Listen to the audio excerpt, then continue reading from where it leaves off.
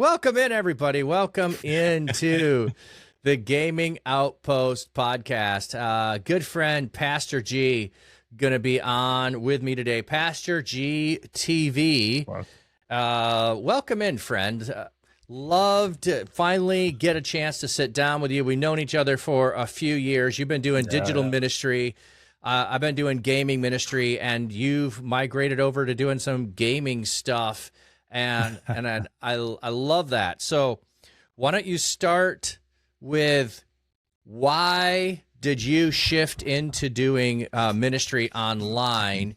And then when did you get over to Twitch, and what brought you over to Twitch? Okay. Well, welcome, everybody. Glad to see you. Appreciate this, Flatcap. Glad to be on with you. I know we've tried this a number of times as well. So we were launching a physical church in the space. Hello, Sleepy. Glad to see you. We were watching a physical church in the space behind me. This is the basement of my home. And I come out of the Methodist church, was called out to, I felt like, to start a new church, start a new thing. And the idea with this whole space behind me was tables and chairs and sit around tables and chit chat. You know, I wasn't planning on preaching and all that good stuff. And we started up, and we were really looking forward to the spring, getting out and to our neighborhood and going on the streets and door to door kind of thing, you know, and let people know we were here. We actually did do a cookout, pre-lunch, quote unquote, out in our park, which is just down the road. And we started doing Dave Ramsey's Financial Peace University with a few people, started having a little small group over here as well. And then COVID hit. Yeah. And COVID, we had to stop everything in the middle, like we all did. And even though we were a small group, we still stopped. And my wife has severe anxiety. She has agoraphobia, so she doesn't really like, I'm not going to say doesn't like to go anywhere. She has difficulty going places. She fears it, fears having anxiety attacks outside of the home. And our church, our original church, the Methodist church, it's about 3 minutes from here. And even going to that one should have hard times where sometimes she wouldn't be able to go.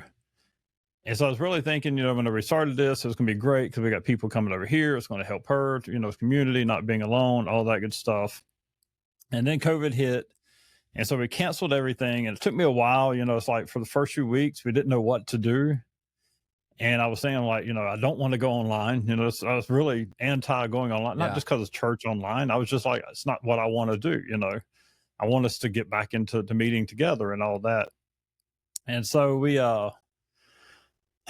eventually, I can't remember now if I started. I think I started on Friday, Good Friday, if I'm not mistaken, and just kind of went on and just did a quick little message. I don't remember if it was recorded or live originally. I think it was just with my phone. And then from there, it's like I decided to put out a message for Easter, and that was a recorded message. And then just from there, it's like I started going on every night and recording myself doing a psalm reading, and started just doing a psalm every single night. I'd read the psalm, and then I'd kind of, you know, expound on it a little bit, share my feelings on it. Most of them are about 10 minutes. And so I went through all the psalms, and it was Psalm 119. I had to break up, of course, because it's so long, as we know. But anyway, and in between all of that, we started trying to do some things. Again, I would record messages, post them on Facebook. I think I was posting them on YouTube as well. We started trying to do some gatherings, some live streaming on Facebook, and even doing Bible study. I would take my phone. I gotta fix my microphone here. It's not in the usual position. I would take my phone and set it up and record the TV, because we'd do a video series. And I would record the TV, and after the little video part would play, I would flip it around, and then me and my wife would discuss. Now, she didn't like being on camera either. And so we would discuss it on Facebook and let people comment and all that. And we've never really had a huge following either. So we didn't have a whole lot of conversation that way, but we had a few. And then as COVID kind of lingered on, and my wife's fear of getting sick and all that with her anxiety, and it's a breathing issue as well. So it's all, you know, stacked on top of each other. I finally realized, I'm like, you know, I felt like God was saying, you know, he opened my eyes to understanding that there are a lot of other people out there that cannot gather with a physical church. Yes. We're doing it. And that's where you and I met through the Church.digital and did the little cohort with Chesley and all that, and which was real good, real interesting and all that. And we've just kind of stayed digital ever since. Went from recording messages to actually live streaming messages. And I think somewhere in there, I don't remember how, I'd always heard of Twitch, but I wasn't, Twitch was the gamer place, and I'm not a big gamer. So I was like, I don't really have any business being on Twitch. And so I think I had checked it out one time. I was like, yeah, that's not my thing. And a few months later, I think I found out you were on there. And so I started going on and checking you out, and Lux Digital Church as well. And I'm like, okay, there are other things on here. And I saw it as another place. It's kind of like just for the church, just an additional place to stream. For Innovate Church, which is my church that I lead, we were already live streaming to Facebook and YouTube. Twitch is just another, we used Restream at that time. It was really easy just to add another destination, pop it in Twitch. And I wasn't really on Twitch, Yeah. It was last year that I decided, I think I saw Pastor Tanner, Okay. Someone was doing a sermon prep Twitch stream. And I was like, you know what? I gotta prep my sermons too. Maybe this will help me get a little bit faster, a little bit more ahead of the game. Cause a lot of times I wait till the weekend to actually do my sermon prep. I was like, maybe it'll help me get more into the game and also require me to be on Twitch, which is reaching and meeting other people and sharing the word and finding community and all that. And so I started that last year, I believe it was. And I went for, I think, 2 or 3 months doing that. And I actually got a little bit burned out on it. And I kind of stopped doing it. I stopped streaming to Twitch and just for a while, it's like I would go on, I'll try to do some gaming. Again, I'm not a huge PC gamer. I used to be back in the day, man, when our Call of Duty was out, the early Call of Duties, like 2 and 3. I gamed a lot back then. A Return to Wolfenstein, which I actually brought back on here. I did stream that. I streamed it until I went through the whole game and finished it. Half-Life, stuff like that, old school games for me. And there's always first-person shooters has always been my thing. And so I streamed that a little bit, but I'm not real good PC gaming because I've lost my little keyboard skills, hitting the buttons and all that. And there you go, Funky. So RTCW is such an awesome game. And then this year here, I wanted to be on Twitch. I really want to be here.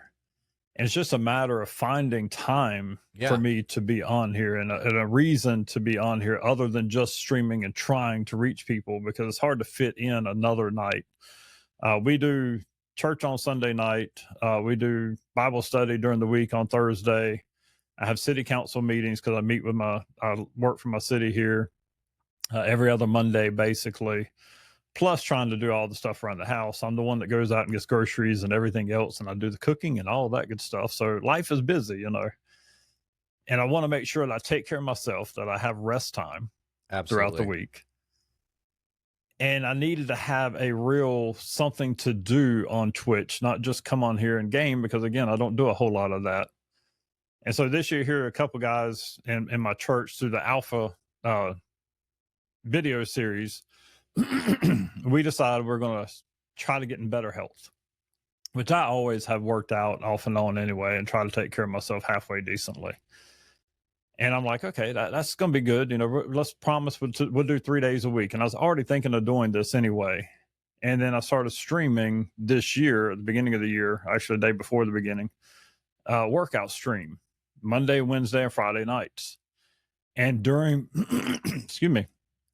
during my workouts in the middle of sets and all that good stuff, I'm able to share my faith. I'm able to share the gospel. I'm able to share some sort of theme. Every night I put together some kind of theme with the help of ChatGPT and some things that are on my mind. I'm like, give me some scriptures for that I can use, or a theme or whatever. And if I like it, that's what I go with. And so I've been doing that mostly the first 3-4 months of this year, excuse me.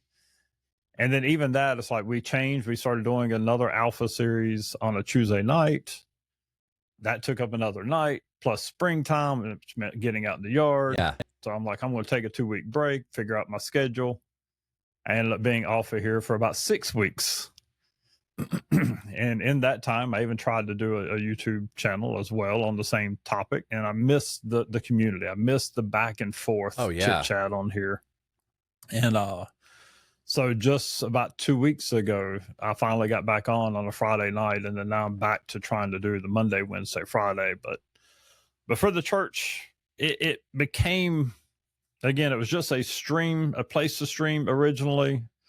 And now it has become where I'm hoping to help build more of the church community, which is also why I do the Pastor G stuff on here, to kind of connect people with me, that then I can connect them with the church as well. And we have no desire. I don't have a desire now to be physical. I love what we do. And even though we haven't grown like I thought we would, all that good stuff, which I always thought would be small anyway, we can get into all that. But I love the community of Twitch, the back and forth, the chit chat, the connection points, involved with Taco, involved with Church.digital, involved with a number of other Discords as well, and have met some good friends on here. And so that's my long-winded story right there. I love that. I wanted to stop so many times with just questions along the way of Sleepy. The bot died. It's like I get to talking and I miss the conversation there in the chat too. Yeah. It's funny because my first time going on here to stream and knowing I was going to do the sermon prep. I hear you. Oh, am I there now? Yeah. Okay. My first time going on here to stream and going to do the sermon prep, I told my wife, I was like, I don't know that I can talk for an hour or 2 hours without knowing anybody's watching me. Because I'd watch all the YouTube videos and yes. talk as though somebody's there, which I preach. So that's not that difficult, But I found out that first night, I can talk for a couple hours. Yeah. Well, I'm not surprised. I mean, I can do the same. I think pretty much any pastor has that skill set of, I can just talk even if nobody responds. It's part of the training of going in that direction. But with new people, I try to just say, like, dead air kills radio. If you're flipping through channels and there's dead air, you flip to the next channel. So you do need to constantly have something that you're engaging with, because people will come in, they might watch you for 30 seconds. You've said nothing. You've acknowledged no one. And so they leave. They're just not going to be engaged at all. If G is good at something, talking is definitely one of them. Yeah, exactly. Funky Stick Man. Right. Yeah. But I don't think that maybe you knew this. That's how I got started with Twitch as well, was streaming pulpit or sermon prep. So I had people, telling me that I needed to stream. And I'm like, what am I going to stream? I'm not a PC gamer. I'm on Xbox. I don't have the setup to do it. I'm watching all of you do this. And then I started seeing a few people that were doing devotionals or other stuff. And it's like, well, that's not my thing. I'm not opposed to it, but it's not my thing. And it was like, oh, wait, I've been now working at a church. I guess I can do sermon prep. So that's what I started, just one day a week, going live. Did that for about 3-4 months before it was moving on to stepping into the next thing. So I love the I don't have to do what everybody else is doing. I can come and bring my own thing. I can come up and do whatever is needed or whatever I can give and try some new things. Right. And that's like with the workout thing. It's like, I've got to work out anyway. Yeah. I need to be doing that. And I was like, I can turn the camera on. Yeah. I can wear a little wireless mic. No big deal. Whether somebody wants to watch it or nothing or not, that's a different story. But I try to have fun with it. Yeah. And try to make it useful, Well, I'd have to go do some research, but earlier this year with the Reach conference, there was a commitment to so many of us are going to do 90 days. We're going to work out every day. And I'm like, well, if I'm working out, I'm going to go ahead and stream working out. I didn't stream on the weekends, but Monday through Friday when I could, I was streaming it. Now we were doing Discord, but I was putting it myself on. I wasn't putting everybody else on. So you could watch me, and boy, there was levels of which this is fun. There's levels of which this was miserable, and there's levels of I hope this is entertaining because this is really, really silly. And that's gotten me back to what I really, really wanted to do like 3 years ago when I first was getting started. I saw another streamer who he got his start doing hitchhiking. So he would hitchhike and then stream what he was doing. I don't know if he started out live or if they were videos. I don't know exactly all of that, but he was doing live streaming of that. And then during COVID, he was riding his bike across Canada. And I'm like, wow. I was riding my bike so much at that time too. I'm like, boy, I'd love to stream. So before I even did any streaming, I was thinking I'd love to stream riding on my bike. I tested it out. My camera or my phone doesn't work to do that. Data problems, just isn't designed for moving, riding down the road and streaming and all of that stuff to work. And I'm, in the national forest. So I finally figured out how to do it. And so I'll already have done it by the time people see this if you're not here live. I'm planning on 4th of July, getting up early and doing a stream and just riding my bike. And if people give me subs and bits and tips, I'm going to keep riding until they stop giving those to me, and I'm going to head home. So I've been working on figuring that out and experimenting with that because, I may not like lifting weights, but I love riding my bike out in creation and being able to share that with other people. Yeah. So, Phantom Mythos. Yeah, sermon prep can be interesting. Absolutely, Phantom. I loved when Pastor Coco was doing it. I watched her a few times doing sermon prep. Right. She has a whole different process of like mind mapping things out. That's just really fascinating that I loved watching her do that. It's like, that's not how my brain works, but I appreciate what you're doing. And I know the work you're putting in.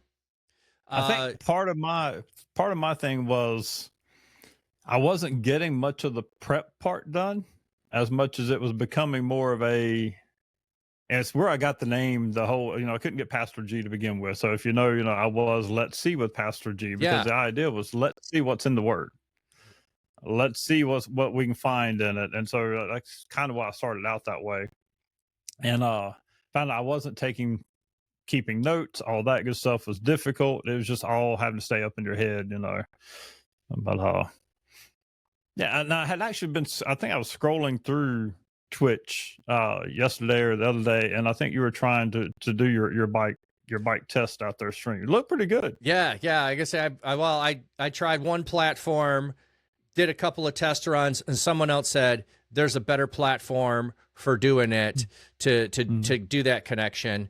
So I think I've got most of it worked out. I still got a few more things before Friday to figure out with putting together, adding, the Streamiversary thing where how many minutes I've got left. I got to figure out that piece. That's, I think, the last thing I've got. And then whatever's going to go wrong, I'm going to be out on the road. So if it goes wrong, stream's over. I mean, I'm not going to be able to change that. So are you going to be able to read chat? Yes. Wow. Actually, while you're on your bike, that's dangerous. Oh, well, yes, but also I can go slow so that it's not that big of a problem. Let me tell you what app I'm using in case anyone's interested. Oh, so I'm using IRL Pro is the app that I'm using. And then I'm subscribed to a service, which I don't remember the name of it, that takes that and then I upload that into OBS for being able to broadcast. Now, anybody that's listened to that probably knows a lot more details and knows what I'm talking about. And if this is new for you, that's where I've been this whole time, trying to figure out the level of tech is always I feel like I'm going to sink underneath the waves. But I've got lots of friends around who are always encouraging and helping things. Phantom, now you just need some AR glasses. Well, actually, Phantom, I was thinking about this. So I do have like, I'm sorry we're on a sidetrack, but I just love the conversation to go wherever it goes. So I do have my Rode mic so that the wind noise will be all blocked off. But I was thinking if I get the Ray-Bans with the Meta glasses in there, I could put the camera right here instead of on my phone, because ideally what I would love down the road is whatever I'm looking at is what you're seeing. That's what I want. Instead of a fixed position, I got, you're just seeing the road in front of me. I'd love to be able to do that. So, dreams of if I continue to do this and people say, yeah, we'll throw money and watch you ride your bike. And I actually had someone who said, like when I was riding part of it, this is really lovely. I'd love to watch this while I'm riding on my stationary bike. And it's like, oh, yeah, that's a great thought. I can cut these down and edit them down to, here's just a nice, beautiful ride that you could ride along with me, cut out some of the other stuff. And so there might be some of that in the future, too, of nice, long cycles that you could do. Cyclist. Yes, bicycle, not motorcycle. Thanks, Funky Stickman, for clarification there. So, but when you were talking about the start, your heart was first for your wife, and then with others. Where does your wife participate? Is it just in person? Is she in all the online communities? I mean, in person with you only, or does she have her own username, and does she get on all the channels? What is her involvement that you've been able to bring her through digital? So for her, now she's on Zoom with us. She doesn't always have her camera on, and that's just depending on how she's feeling and if she's fixed up or whatever. You know how that goes. Yeah. And then digitally, she's on Discord with us, but she's not real frequent with it, which I will tell you, most of my true connected church, and we have a text group, and there's only like 16, 14 of us that are in the text group. Very few of them are actually on Discord. And they won't go to it. It's like, I've tried that. I've tried Mighty Networks way back when. Right. We have an app now as well for the church, and I've gotten a few of them on there because I try to tell them, and we've got some older folks as well. I'm like, hey, chill.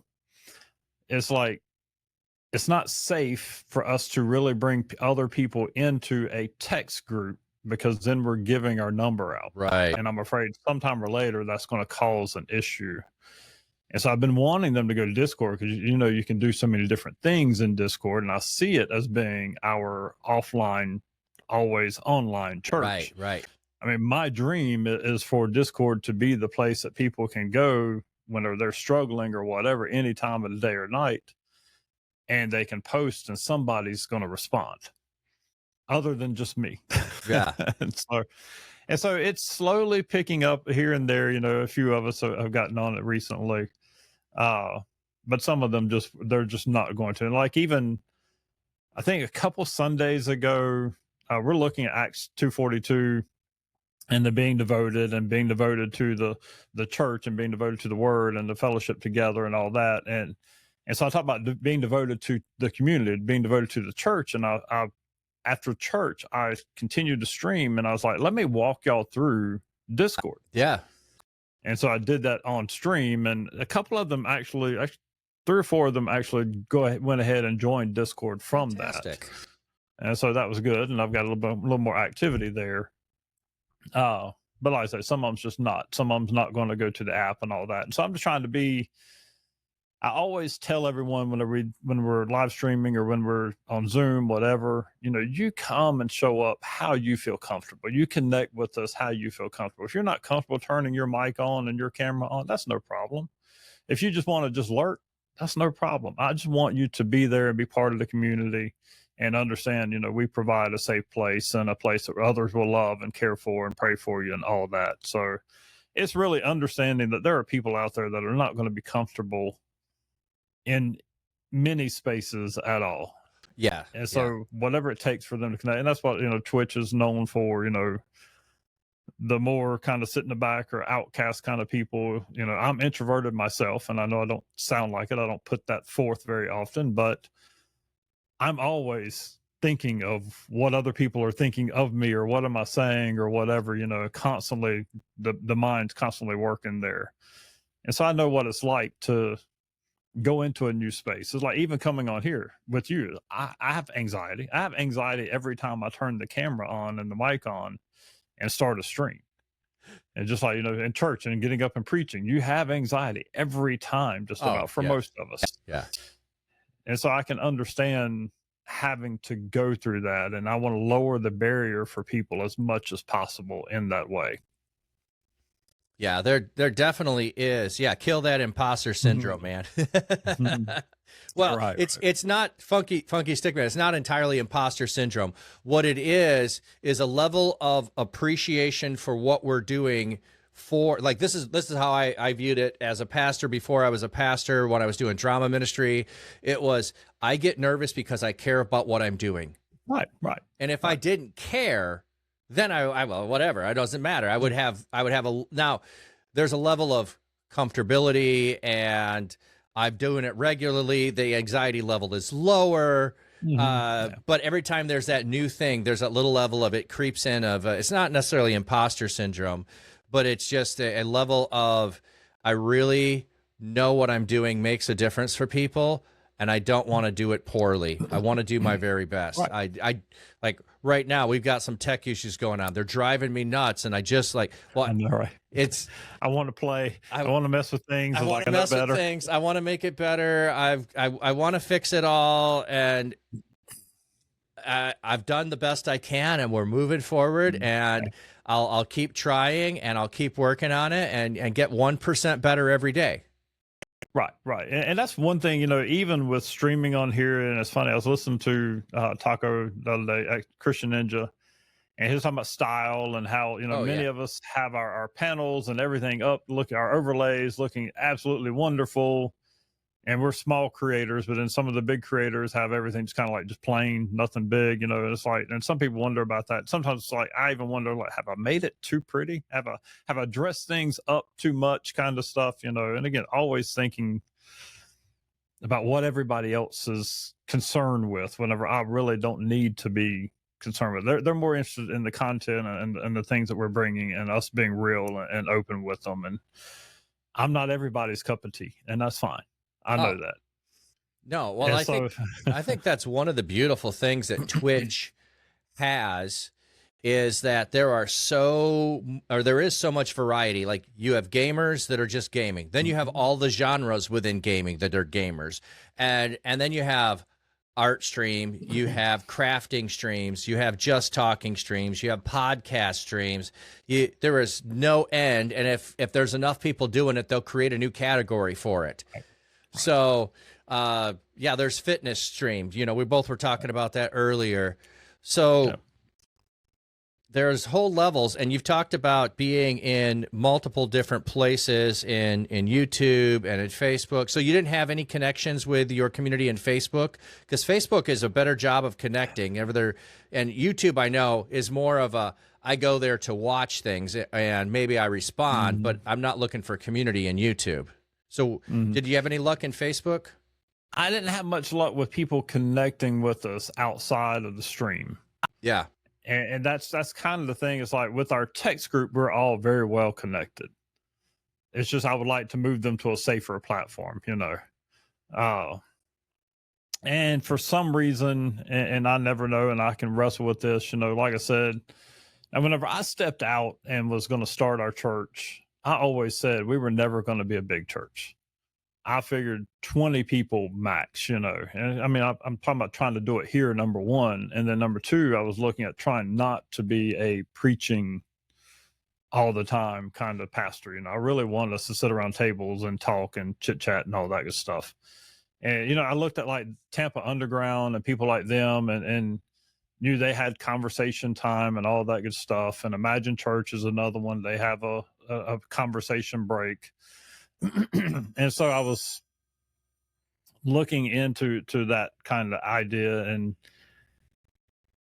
whenever we went digital, for some reason, I realized, you can have the reach. And so then you should be able to grow larger. And I started getting somewhat, and I still wrestle with numbers sometimes. Because we've been at this for 5 years.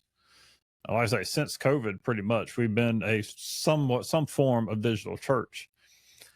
And I can wrestle with, I mean, like our YouTube videos, sermons, all that good stuff. I mean, I might get 20 or 30 views on them, Our services, we might have 12 people, we might have 20 people. It just depends. And that's between Twitch and YouTube and Facebook.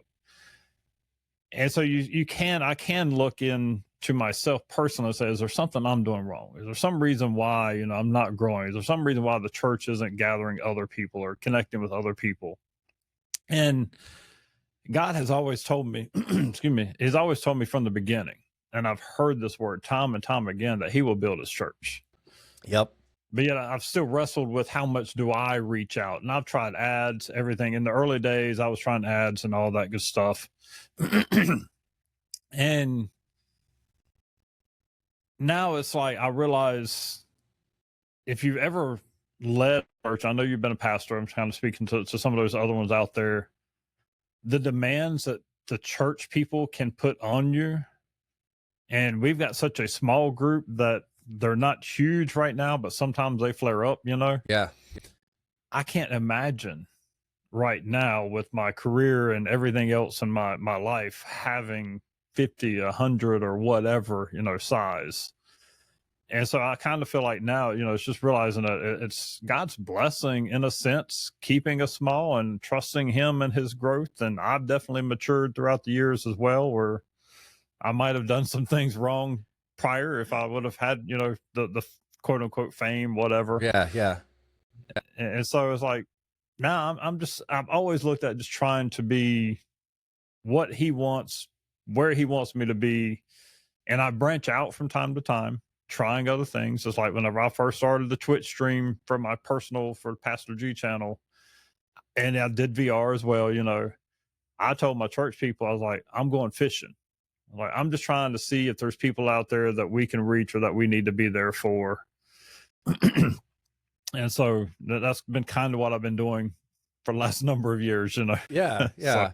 Well, on some level, success is a weird measurement, because who determines what success is? Mm-hmm. And I think on some level we read through Acts, and 5,000 were added to their number that day. That day, 5,000. Yep. Like, I'm gonna say this. I'm never gonna see 5,000 added to the number in a day. I don't picture it. I can't picture it. Like, that would be over half my town. Added there. Like, it's just a crazy number. But the other side of it is, I pull up and I watch a streamer who has 2,000 people watching them at once, but you can't have a connection with each one of those people personally. Right. So I do think there's a level of, you do want to multiply, but we talk about at times thinking of it this way. Would you rather have one church of 10,000 people or 1,000 churches of 10 people? Which are going to make a bigger impact in the world? And 1,000 churches of 10 people are going to make a bigger impact than one church of 1,000 people or 10,000 people. It's just going to be what that is. Yeah, absolutely. And I've seen those streams too, watching even hundreds of people, and the chat runs by so fast. Yes. Oh, yeah.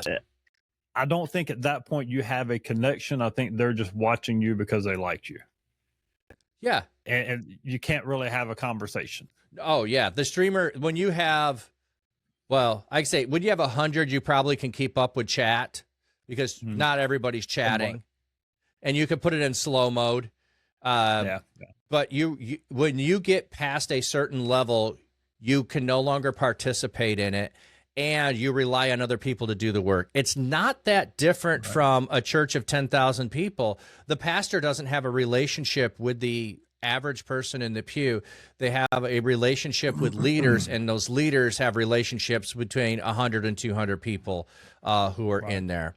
So I think we can think through some of those things. But what I like more is connectedness with other streamers who are doing similar things and building a cross-community aspect that doesn't really happen in a lot of churches, that you have people who are doing things in 2 or 3 churches, and all churches think, yeah, that's fine, go do that over there. And yeah, that's wonderful, come over here for this. And yeah, don't forget to go over there. Most churches don't have those relationships. They're always like, well, you're us or you're them. kind of thing. I did see a few chat messages coming in. Why don't we just kind of touch on that a second? So Phantom was saying, heard that for many people, the smaller was probably a blessing, so it doesn't become overwhelming. So I think there's a level of that too. Yeah, Funky Stick Man. Can't imagine a channel blowing up like that overnight. Phantom, what do you do with the 5,000 on day 2? I don't know. Gather together in the temple courts and pass out food, I guess.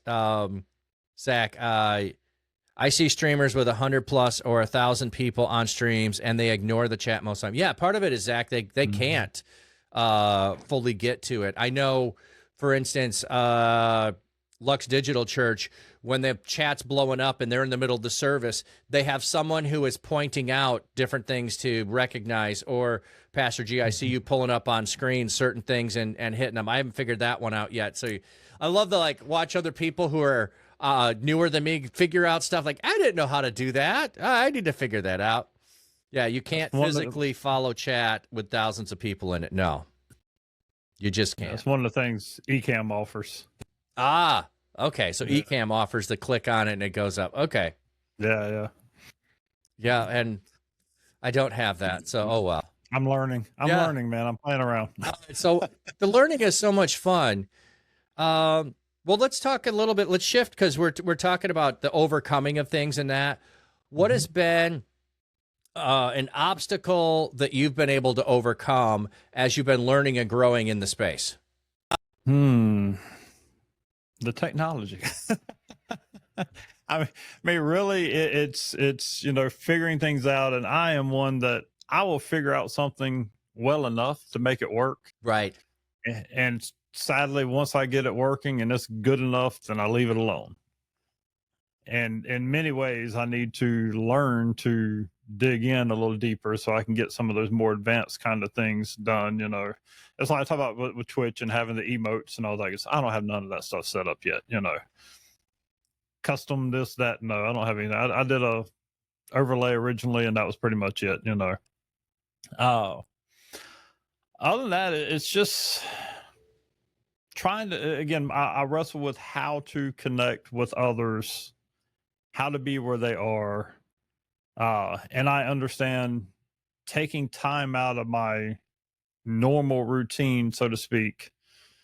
I'm trying to get better at being on other Twitch streams, watching other streamers as well, and being there in their chat and all that. Again, it's difficult, and I wrestled with this just Friday night because Taco was having their 2-year anniversary stream, and I had just gotten back into doing my faith and fitness stream, and I'm like, supposed to be on Friday night. I'd like to be over there, but I also told my people I would be on, and so you kind of wrestle with where you're supposed to be. And I still kind of battle that some. And then the whole getting into raiding other channels as well, that's new for me. And a lot of times it's like I'm like, well, I only have 2 or 3 people with me. I don't want to raid somewhere, whatever. And so, but I'm trying to get better with those kind of things. Again, trying to get into learning more of the Twitch culture.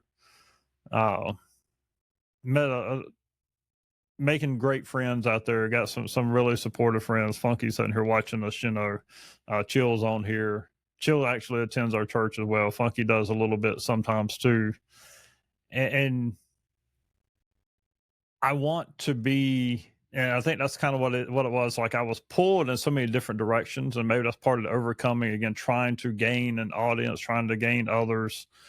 Again, looking at the YouTube numbers and saying, well, gee, why isn't this video taking off or whatever? And even with my faith and fitness, I tried to start a faith and fitness channel on YouTube, and I realized then I like the community here.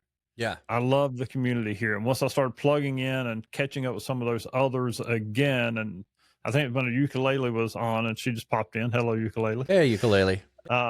When you interviewed her the other day, and I watched the entire stream, and that was kind of like one of the things, like, I've got to get back on Twitch, and I've got to be here because this is really where my heart is. Yeah. If I could move my entire church off of YouTube to Twitch, I would do it. Well, You know, you say that, but what we're addressing and talking about in some degree is it is really hard if people are on one platform to get them to go to another platform. So if you are on YouTube, you don't understand and know the culture of Twitch, and you don't know what you're missing. So I'm going to just go watch you over there. Why would I leave where I am and go over there? Because they don't understand the engagement that happens in the chat. You're on Facebook. You're probably there because you've been on there and you haven't adapted and you haven't gone to other platforms, and you probably get upset every time Facebook does updates. You know, that's most of, like, I'm on Facebook because that's where I've been for a long time, and most of the people at the churches I've been at over the last 20 years are at. So that's where I can stay connected with them. But I don't have community over there. You know, the Twitch is a fantastic place for community. So I totally understand what you're talking about with the desire to get there, to be in the space, to go and hang out with other people more often. That's the thing I miss the most is, 3 years ago, I was probably, before I was streaming, consuming 5 hours a day or more of other people that were streaming. Once I start streaming, now I can't consume that much. And I don't mean consuming by, I'm just taking, but being involved in the communities that are there. And being a part of it, it's like, that's the thing I miss most is, if I go over and I join in this community for a while, I need to be fully present.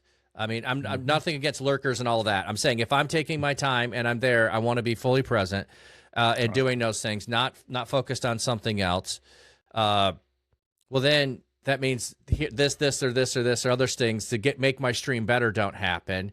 Like you're talking about emotes and that, Yeah, I just went and did a whole section of emotes. I love doing the emotes. I've got to the point where it's fun to be creative and figure out things and then adapt them, and then I'll find one or modify one, and it's like, it's too big. I feel like I'm learning all the time, but it's like, oh, I feel comfortable with what my skills are at emotes. They're not where you'd pay me for it, but hey, you need some help with it, I'll help you get better.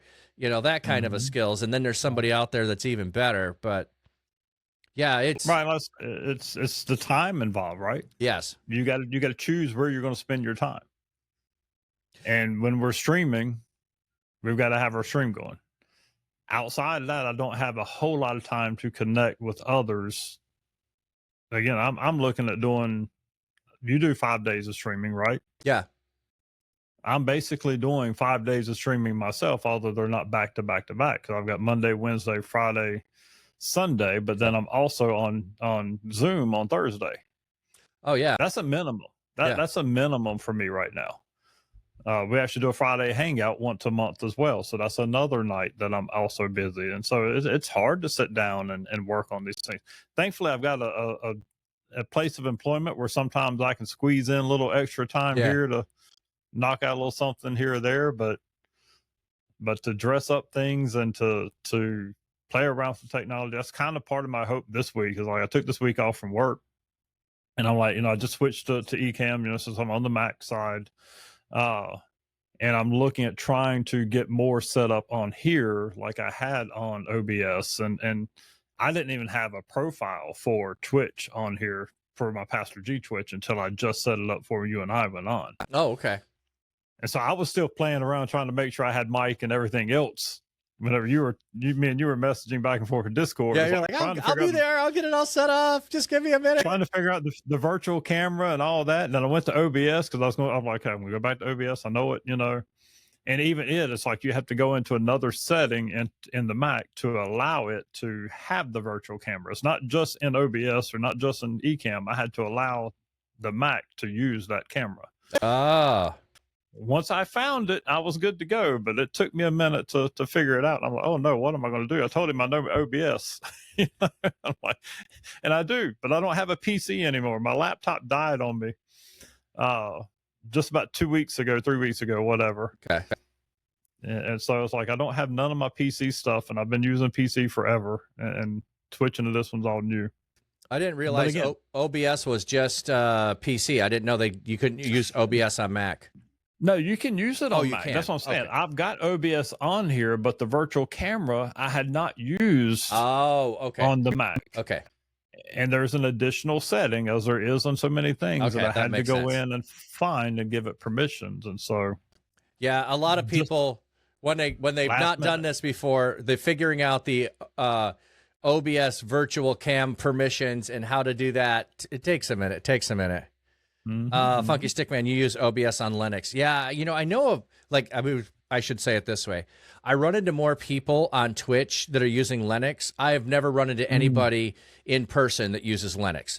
It might just be that they do, and we don't ever have a conversation about tech stuff. So I don't know enough to go, I should switch.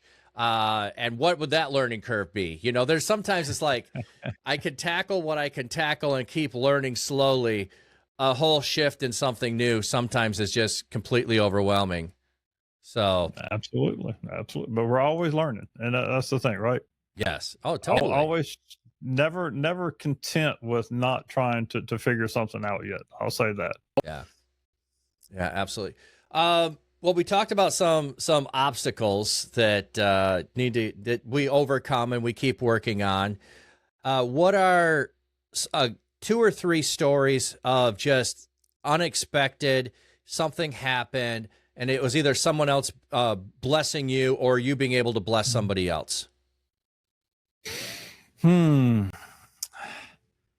I know that, for me, the blessing that I have received often is the community, is the conversations that I've had. And just like we talked about with the having too many people in chat sometimes and not having some deep conversations, a number of months ago now, I was doing my workout stream and had a gentleman come in, and he's just talking about working out to begin with. And then he kind of went on, he mentioned wanting to know God. It's like, how do I know God? How do you know God? And so I had the opportunity to have a very good gospel oriented conversation with him that if I had 10, 15 people on there, we wouldn't have had. Yeah. And even just the other night, I had a very similar conversation again with somebody that and we're talking about, the numbers and all that good stuff. A lot of times you want more people, but when you don't have them, it gives you the opportunity to speak directly to somebody. And I've seen the same thing in our church gatherings too. It's, well, if so-and-so's on, then, this person didn't get to share everything that they got to share, because sometimes everybody's got some talkers, right? Sometimes I am the talker. And one of them would come on and then the other one wouldn't be on, but the one that came on had stuff just to spill out that they really needed to get out, that they're wrestling with. And so for me, it is that blessing of having and being able to play a part and helping people with their faith life, with their wrestling, and having that. And we talk, there's all kind of talking in digital space about, people are more open to sharing a lot of times than they would be in person. And so that's the thing that's been great, is people are willing to open up a lot of times in ways that they wouldn't in person and share. And I've been able to play a part in that. And it's never about me. It's always about God. I will always point to him, but I'm just thankful that he has given me those opportunities here on Twitch or wherever, just to have those kind of deeper conversations. And I feel like I'm never ready for it. It's funny, we're talking about gospel sharing and all that. No matter how much I've preached, whatever, I can preach and I can preach a gospel message, no problem. One-on-one evangelism is different. Totally. But in doing this, I've also gotten more comfortable with that. Yeah. And because whenever I start up streams, like I may have a theme, I may have some discussion points, but that stream's liable to go anywhere. That conversation is liable to go anywhere when there's somebody comes in. And so my 30-minute workout sometimes takes me 2 hours because you have the conversations, you get going and I get to talking between the sets, and it's like, oh yeah, I got to work out. I forgot what I'm on here for, So that's been that's probably the biggest blessing to me here in streaming and doing digital church the way that we have been, is to reach people where they're at and to be a resource for them. one of our people, he's out in Arizona, I think it is, Arkansas. Yeah, something like that. And him too, it's like he doesn't have a local church. He's out in an area that's away from everyone. And we're able to be his family. I mean, he loves us just as if he were, and he wishes he was here where I'm at in North Carolina, but that's not likely to happen. But again, we're there, and I have the opportunity to play a part in somebody's life like that. Yeah. Well, even you were alluding to something that I don't know if everyone else picked up on, is sometimes in person there is a level that you just can't get past to say, is this safe for me to share here? I don't know if I can talk about this. Online, there is this barrier that is just gone on some level. That's like, yeah, there's nobody around. Let me show this to you. Let me share this with you. Let me just tell you, because you know what? If you say, yeah, nice, good blessings on you, goodbye, that's not what we're here to do, I just leave. I don't have to stick around. But if you fully engage me, I was safe in that whole process. I can stay. I can be in the space. So I think there's a more of an openness, that there's a barrier that, like, if I go down to the local coffee shop or the local brewery, which, by the way, I like going down there and hanging out with people and having conversations. So I'm pretty good at that. Mm-hmm. But there's a lot of people that are going to look and go, I'd love to do that, but I don't know who'll overhear me. I don't know who'll see me with the pastor. I don't know who will say what was going on, and it gets around town, or somebody else finds out about it. That online, I mean, it's kind of funny, as I do know a couple of people on Twitch who are across town from me, but it was after knowing hundreds and hundreds of people on Twitch before somebody was finally across town from me. So yeah, I don't expect most of the people in town to be watching me unless they already knew me. They're not piling on. They're not looking for me. They're not doing those things. There's a safety that you can provide for people, and when they sense it, it's just like a welcome space. I think a good way of talking about it is like the woman at the well. Jesus encounters her. You don't know what's going to happen, but he set the environment for her to feel safe, to engage him in a conversation. And that sounds to me pretty much like what you're talking about. Absolutely. Absolutely. And, another thing I will say has been a blessing, because I mentioned earlier about being introverted. And so I'm not out and about. And of course, with her situation and all that stuff, my wife's anxiety, we're not out in the community a lot. We're not out in gatherings. We're not going out and hanging out with other married couples or whatever, And so it's also, being online has introduced me to other creators, other people that are of the faith, other people that are not anti-digital, as we know there are many out there. Finding the theChurch.digital years ago and listening to Jeff and all that, and be a part of that community. And now again, I've moved over to, not moved, I'm still there too, but quite involved with Taco Network as well, and a few others. And so it's been a blessing to get to know these people that are out there around the world, as you know, that have a heart for doing and reaching, using whatever method we can.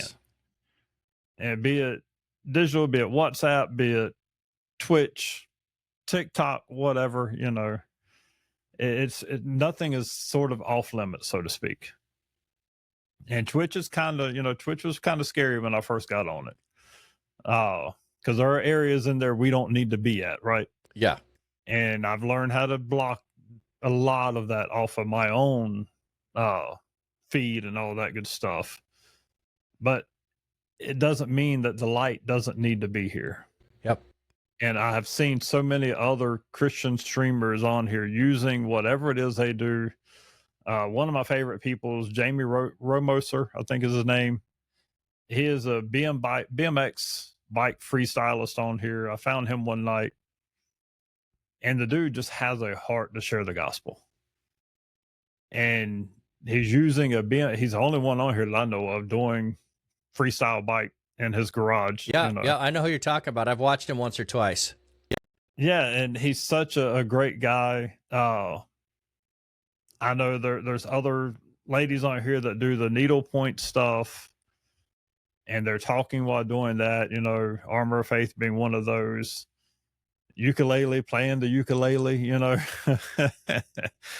and so much variety here of Christian people being on here trying to use what we already do, what we already love, what our passion is, but also weave into it the gospel, or weave into it Christ, or weave into it loving others, or being safe places for others. And so the Lord has definitely used this whole experience for me to bless me and to open me up to knowing others, being in community, even if I can't be in the same neighborhood or whatever. We can't go hang out, have a beer or whatever, you know.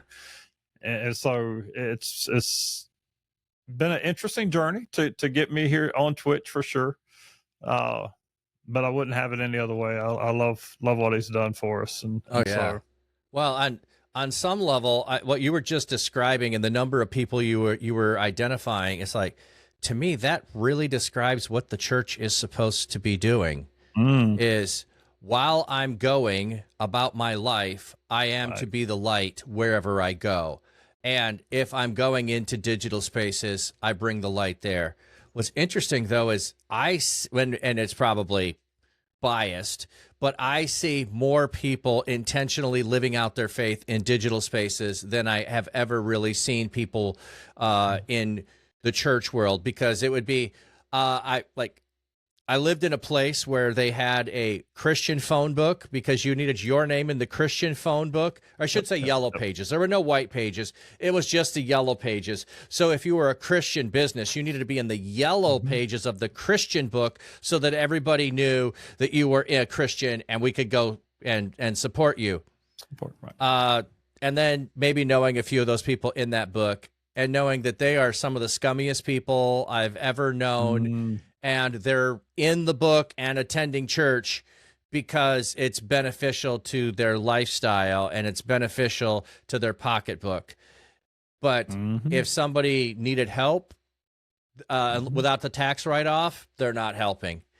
Right, you know, right. So the person that says, "Hey, I'm on a fixed income, but I like what you're doing, and I'm going to be a subscriber to your channel at this amount that's a fixed thing from my fixed income, and every once in a while I just really feel generous and I want to bless you and I give you more." It's like, wow, that's like the widow who's giving out of her widow's mite and giving out of abundance of what she gives, not abundance of what she has, versus the person with abundance of what they have, that I checked the box, I went to church on Sunday, I can go live the rest of my week the way I want to and run past people and ignore people and never, help somebody I see with need. I just say, be warm and be filled and go on with life.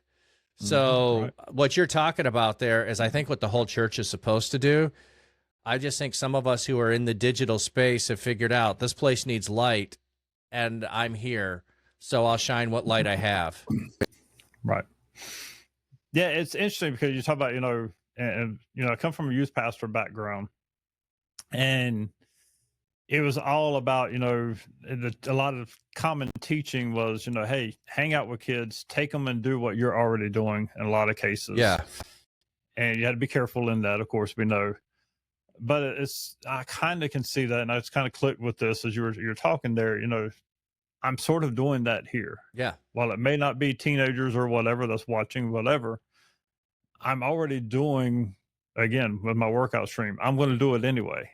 And I'm just bringing others along or putting myself out there or whatever so others can join along. And using my life, what I'm doing in my life, to share Christ and to share his love. And so, yeah, that's a good thought. Yeah. I finally did it. Yes. Well, you're talking about, doing things like and workout streams. Some of it is just the consistency of being there is the most important thing. It's not always what you're doing. It's that you're consistently there so that those people can show up when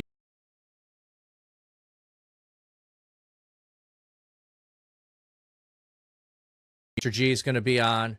Oh, did I lose my microphone? No, it looks like I got my microphone. I lost yours.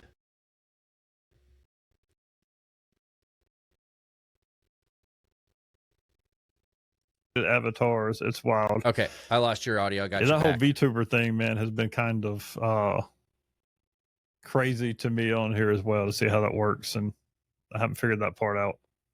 Yeah, there's a couple of different levels of how do you I don't know do if you're hearing me VTube. or not, but I'm not hearing you right now, Flatcap. That's weird. It's showing that I am having the technical difficulties again. So the only thing I wish I could figure out is why you're coming in on mine blurry, but that's all right. I'm not gonna mess with it. Sometimes you just have to let things go, right? It's not perfection. Okay. There you are.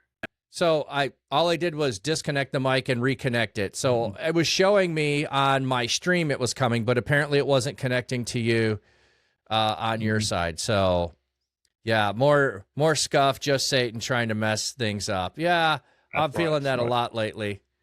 Yeah, but sometimes I've got the thing ready to keep reconnecting whenever it gets disconnected, so we'll be good.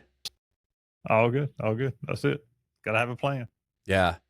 I lost where I was. Oh, I was gonna. That's what I was going into. The regular schedule and being available is a really, really important thing for people to know when you are. Now, there's nothing wrong with the spontaneous ones and hey, just show up and go, because those are great. But you reach a different people, or you're trying other things. But like for instance, the podcast is not a regular schedule. The podcast is when it happens. So I've added a gaming on Monday to try to do, hey, here's the regular for the Church Digital's channel. You can always come on Monday. Well, most Mondays. You can come on Monday and you'll find out what's going on for the week. And then sometimes there's 2 podcasts in a week and sometimes there's none. That's just the nature of trying to schedule around and what works for everybody to be able to make it. So I know that's not the best for the audience to be here, but part of it too is the opportunity to share audience together with one another. Right. And I know you've started working with Taco Team. Why don't you just kind of share about your involvement there? How and why did you decide to get involved, and then what that is doing for both you and them? Okay. So Taco, the Alliance for Creative Outreach, is all for Christian content creators and encouraging them. For those that don't know, ukuleles on here from them as well. Christian Ninja. I don't know how I got connected with them initially. I want to say somewhere or another I saw Christian Ninja, and probably through Twitch, of course. And then I've been on their Discord now for a couple years, I do believe. And of course, I went through their training course as well, which I think there was talk of y'all trying to work out something together with that too. I went through their training course, which was very, very good. And kind of like so many other courses, I probably didn't apply everything I'm supposed to. But and then in that, being there, that's probably whenever I go on Discord, that is outside of my own church Discord, and Taco are my two that I'm on all the time. Church.digital's in there too, don't worry. And so I serve as their team chaplain, which is just connecting with them throughout the week. And I should do every week. I'm not so good at that. Again, trying to, as busy as I am. But they all know that I'm there for them. See how they're going, talk to them about some of their life things. They share things with me, all that good stuff. But really, it's just, again, for me, it's another family. And I've gotten to know some of them more than others, and they've shared things with me and let me, again, talk about that blessing of people sharing their life with you. That's part of what I get to see there. Always encouraging, that If you don't know them, go check them out for sure, please, especially if you're a content creator.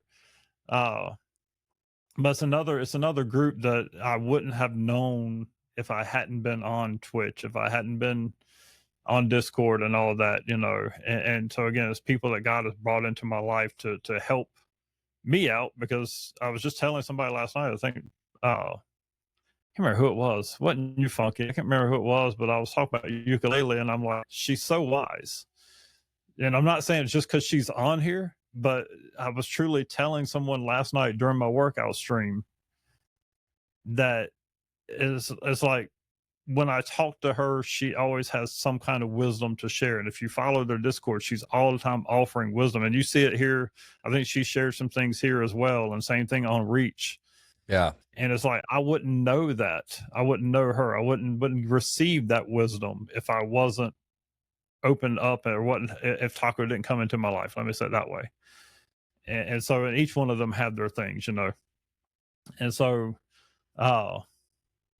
yeah, so that's Taco. That's my relationship with Taco. Something I was going to mention a minute ago. Oh man, it escapes me though. Gosh, I hate when people say that. There's something I was going to mention, but it's gone, and because then it gets you hanging. Hopefully it'll come back. When I was a kid, when I would say, "Oh, I was going to say something, but I forgot," my mom would say, "Must have been a lie."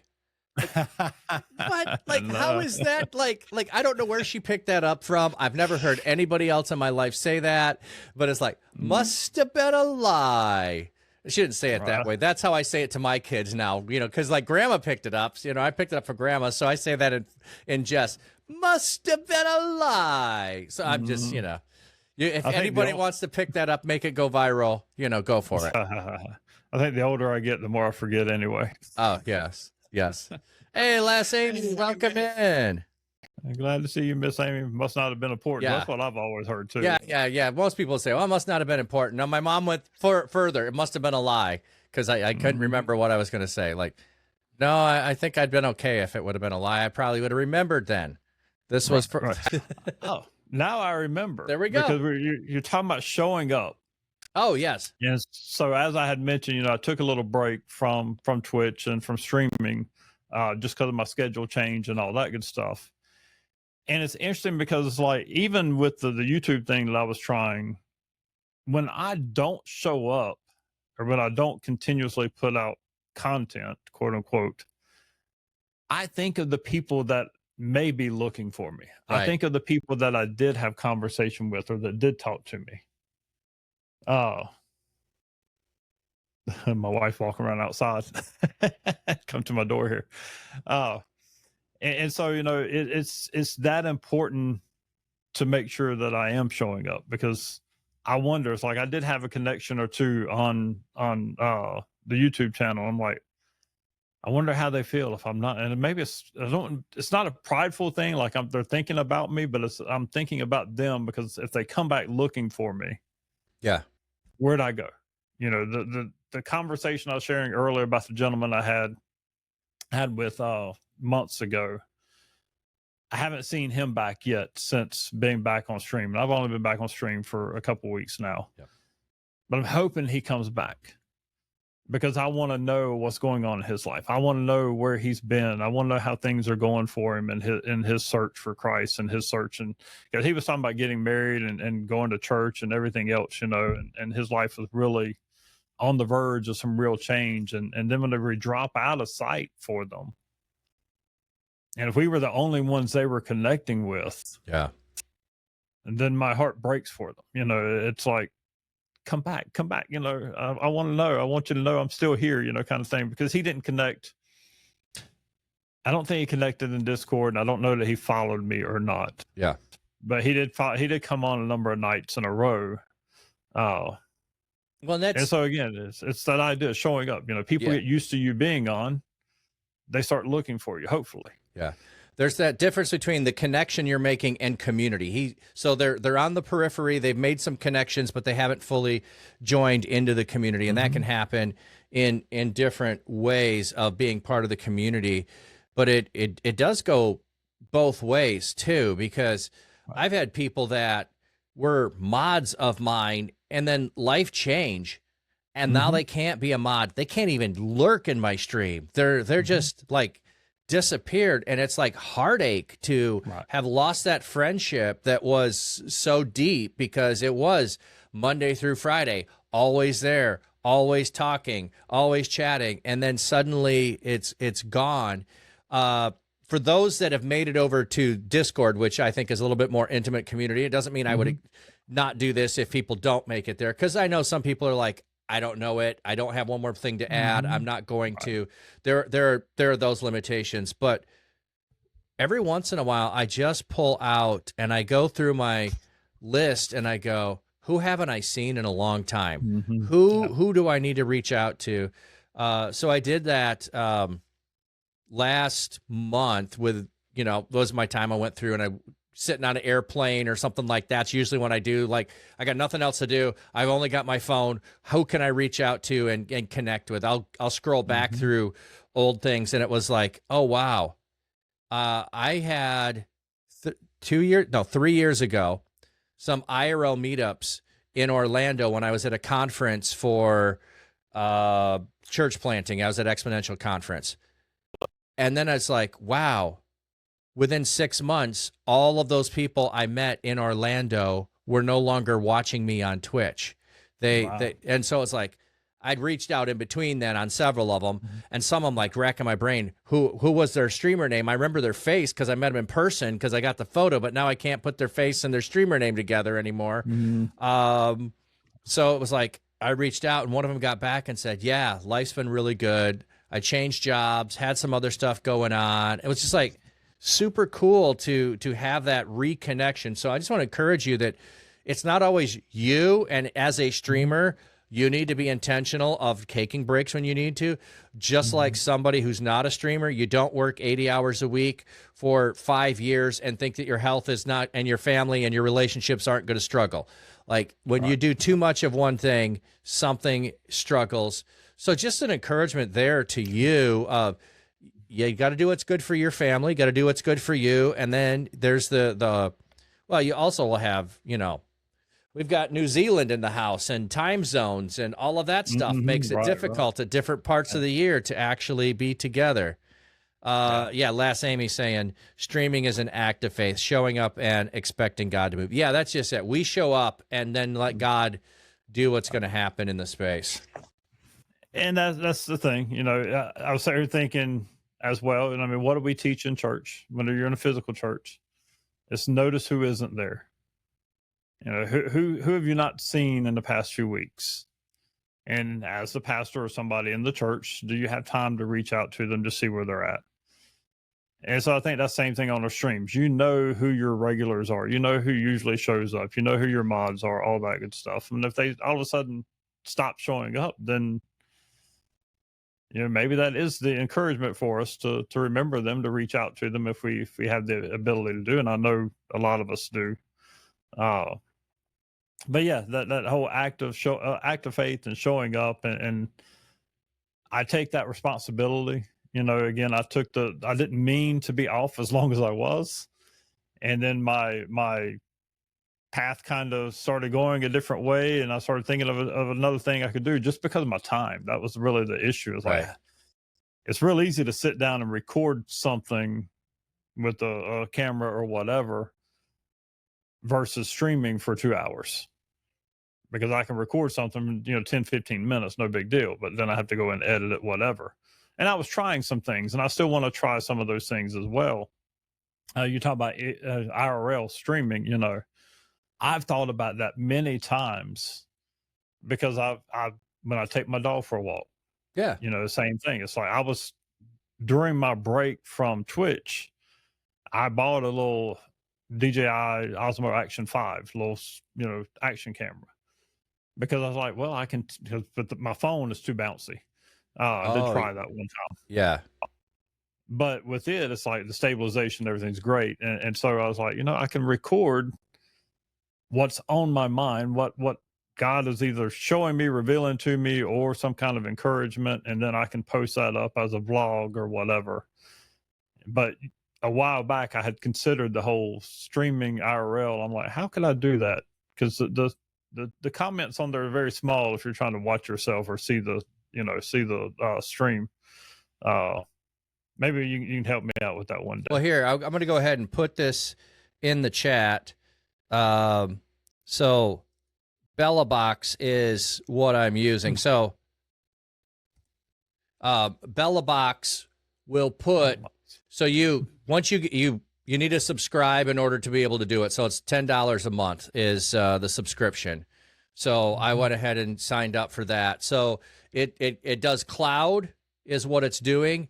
And then it will link you to your Twitch. So my Twitch will then link to it. So it's a one-way broadcast that then I'm capturing and sending out. So the problem that I don't like is, like I was trying to do text to speech. That's what I was setting up on Video Ninja. I'd set it up so I could do text to speech, and I could listen to the chat while I was writing, and all I'd had to do was write and listen, and then I could talk. Well, this doesn't have it two-way communication. It's less bandwidth that way. It sends it all one direction. There's some videos on how to set it up, and I can help you with that. Or Redeem J is the one who. It's funny. So I was just going through some people and going, hey, who do I need to invite to the Church Digital that I haven't? And I invited Redeem J, and then we started a conversation. And he said, how's it going? I go, man, I'm so excited. I just did it. He goes, oh, what are you using? Oh, you need to do this. I'm like, so the community, the circle of inclusion, of help is so vast out there. So I am enjoying it. It'll put the chat on the screen for me. Now, you're going to do a dog walk. You're not going to need to have battery backup and go for long times. But that's actually a great idea. I know someone else who's doing stabilizing camera. That might be another thing. But like I said, I think I want to go with the glasses is the direction I think I want to go. But if you want stabilized, Subdue the Day has one that's like a remote that he's gotten for doing. So he's not streaming, but he would probably be able to recommend a camera if you're looking for stabilize. The one that Ukulele has for her stream that follows, I don't think that one would be portable. I don't know. Right. Yeah, that's the HubSpot. Which I have that. Actually, I was trying to get that to work instead of my Sony tonight or today, whatever. It wasn't working for me. Oh, you use that to follow you when you're doing workout? I had issues with it because whenever you do like squats or whatever, and it's up and down, up and down, up and down, it would cut my head off. Okay. You might need to add a command that says just stationary for a minute while I do these things. I've used it very little now. I've actually got the other OBSBot, which is their OBSBot Meet, which is a little tiny 4K camera, and it works great. I mean, it's really beautiful picture, all that, and so I'm happy with it. This one I just like because I can move it around if I need to, Oh yeah, yeah. Well, the other thing with if you do go the direction of doing the BellaBox, you can also, like, that's on your phone. So that would also be an additional one that could go straight to OBS to be able to use. So I'm actually thinking what I'll probably do, and, I've done some cooking streams, is be able to set that up and put it in the cooking stream instead of moving all of my system upstairs, which is what I've done previously. It's like, oh, wait, I could just use my phone and stream from my phone and have the chat right there. I'll be all set. That'll be good. Unless I'm doing a full on, I want you to see in the pot and all that. I've done all that, but maybe I don't know. Who knows? We'll figure that out. But the constantly aspects of growing and learning from the community, and the community wants everybody to succeed and wants to share. We don't have secrets here. We're not hiding it. Like, I want to help lift you up because you're bringing light to Christ, and I want to see you succeed. I want Innovate Church to succeed. I want to see all of that do well. Amen. And I love your heart for why you're doing it, man. Yeah, it's and that's it. We're not in competition with each other. Yeah. Let me say thank you so much for the follow, Sean and Julie. Appreciate that. Oh, Sean and Julie giving you the follow. Awesome. Yeah, thank you. But yeah, the IRL thing is pretty neat, and again, my thought with that is just how else can I be on here? Yeah. It's another opportunity without putting in a whole lot of other work, and I've always got to be careful adding work onto my plate. But how can I do something else and spend more time on here with other people? Other than, I can't watch a stream. I can lurk on a stream while walking the dog, but if I want to talk to anybody, that's kind of hard to chat and walk her. But yeah. Well, it's just a matter of how do you get the rig set up and all of that. But, that's where, I agree with you earlier. Like, oh, it's chat on there. You're reading while you're writing. Well, yes, but not constantly. I'm not constantly looking at the screen. I would look at it and do all that. You know what I should find out, though?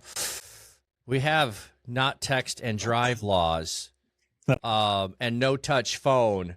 I don't think those apply to bicycle. I need to probably find that out. But anyway, there's some other streamers I've seen as well. They're like walking around their home or walking around their yard, and they're able to stream as well. And I'm like, that would be nice. Which I know, like the continuity camera with the Apple works excellently.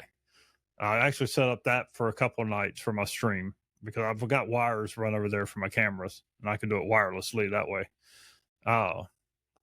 But again, trying to get out away from my home or, some stream outside, biking, whatever. That's a lot more difficult to set up, I think, initially. Yeah. But well, it's going to be fun. And you're talking about what you're going to do already, what you already do. Well, I already ride my bike, so why not bring people along? When I get to September, like each September, this will be my 6th year. I raise money for kids' cancer, and I ride my bike. So my plan this year will be 500 miles in September. That's a lot of hours on my bike.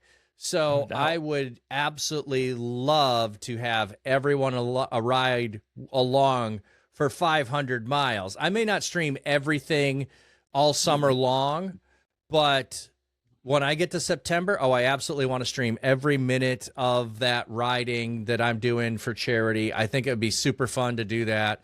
Otherwise, it'll be maybe once a week I'll do that because there's a little bit more extra effort to set it up, get it all ready, get it prepped when I could be on the road in 2 minutes, Oh, yes. Yeah. So I think about that, even with me and even streaming down here, because my computer's over here, my workout area is back there behind me. I have to get everything working over there first and then come over here, get everything also working. And very often, I think it's just because of the length of cables and multiple cameras and multiple USBs, a camera doesn't work or the mic doesn't work or whatever, So a lot of times, like, I got to go on at 6:30, excuse me. And I'll get out here at 6 and still be pressed for time to get the stream up and going. Yeah. And then you'll plan for that extra time. And the next time it starts immediately, you're like, well, now, no problem.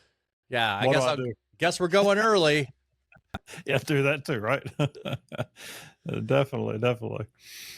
Not all. Yeah, so it'd be interesting to watch you in your cycling for sure. Like I said, the video was coming through the other night very well, so I was impressed. Yeah. Part of what I've noticed is I don't have smooth roads, so there's a vibration, and the rig that I have set up, if you want to think of it like a camera arm boom, so it's not as long, but it's at the end, so all the vibration is going to go really strong to the end of that, so it's not great at the higher speeds or the rough roads, but hey, it's a work in progress, and we'll keep upgrading, we'll keep learning, we'll figure it out. Yeah, you have to apparently get it on video or something, Funky can see what you got there, man. I did show part of it, so you're right. I probably do need to get that up and posted. I'll post a pic of it, so it'll get adapted again between now and Friday. So Friday, I will probably do a full here's what it all looks like and what I've got. So there you go. Yeah. Always interested in see what the streamer sees. I know. Which is so fun. Like what I think we did a while ago on the Church Digital was, hey, post your stream setup. Like, what is it you're streaming from? And it's like, you know, you can look in the background here. There is the guppy tank. There is a koi tank. Here is a koi tank. Over there's a koi tank. So if you don't know, I have another channel that's all fish. So the people that know me from my own channel know that. So I've got all of those. I've got a pond outside. I'm like, I got this set up. And, oh, we just lost. You're back. You're good. I was playing around. You're just playing with me. I got you. It didn't work like I wanted it to. Yeah. But this year I've also been trying to upgrade. So I went from my laptop and one screen to a second computer with a screen, and then a third screen for mine, and then setting up the Xbox over here. Like, I take a picture of it. It looks pretty sweet. It doesn't all function properly, but it looks good. But it's like, yeah, but if I were to have just started with investing all of this to go live and said, I'm going to do all of this stuff, and then it didn't work, it would have been probably a lot of investment, and it would just sit there as a paperweight. The fact of growing slowly and learning and expanding and upgrading, like I think I've showed earlier on another podcast, but like, this was the hand-me-down microphone I had. It's a JLab. That's the one I had for 4 years as a streamer before I upgraded my microphone. So it's not that you run out and do things. It's okay, what needs to be improved? What needs to be best? How am I learning? Where am I going? Yeah, there we go. Stream upgrades are never ending. Yeah. My $40 or $50 fine off of Amazon that I used for the early years. And yeah, slowly you upgrade everything. And I'm always one that's got to try something new anyway. And so, and I tell people I overcomplicate things a lot of times. I had started, it's actually a teaching series, and I called it Stripped because it was based on the idea, and this is actually going into the season of Lent, because it's based on the idea of me overcomplicating things. And how often do we overcomplicate our faith life and everything else? And because when I started out, it was, like I said, it was just my phone. Yeah. Recording with it. And then I went with a Bluetooth headphone or earbuds. And then I went to a lapel. And then I went to a laptop. Then I bought the fine mic, you know, then I bought a real camera and so on and so on. And now I've got the Rodecaster Duo and this mic and multiple cameras and all that good stuff. And sometimes you just want to go back to when it was simple. Oh, yeah. And it's difficult now. I was going to do that for that whole series. I'm like, I'm going to set my laptop up, a camera and a mic. I'm like, it's more difficult for me to go back to the way it was than it is for me to continue where I'm at. Yes. Oh, that's so fun. Yeah, it's harder to sometimes go back to the simple way when you've learned so much to go beyond what that is. Yeah. Like, yeah, we got 10 different USBs hooked up.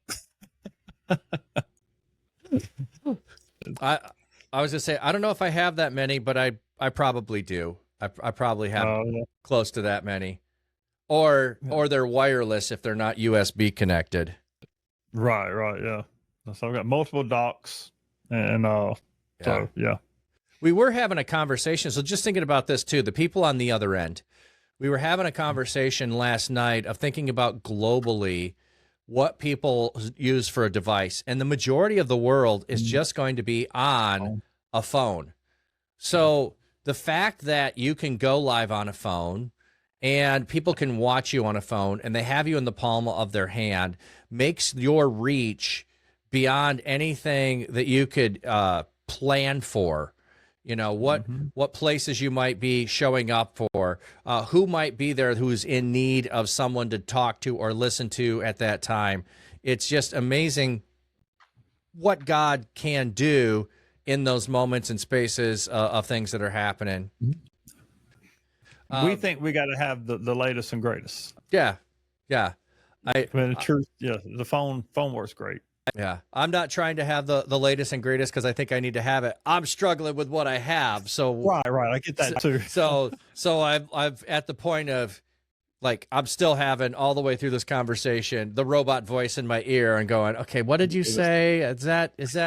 And going, I sure hope that the stream quality is better than my quality right now. Now it's telling me the stream bit rate is 10,000 kilobytes per second, and it's excellent. Wow. But that not everything is telling me that.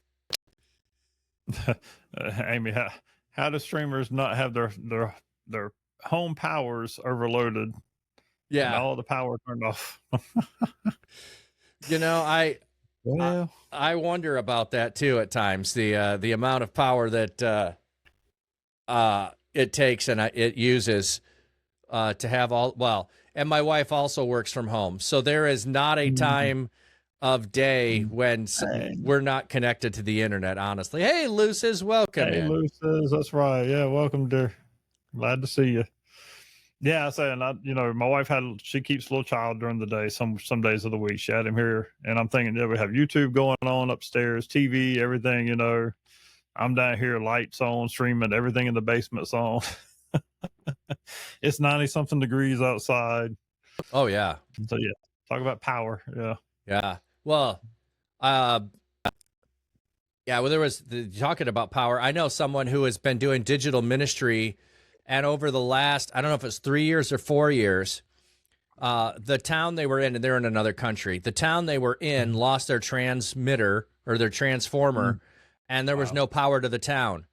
He had been operating off of a backup generator to do digital ministry for like 3 or 4 years.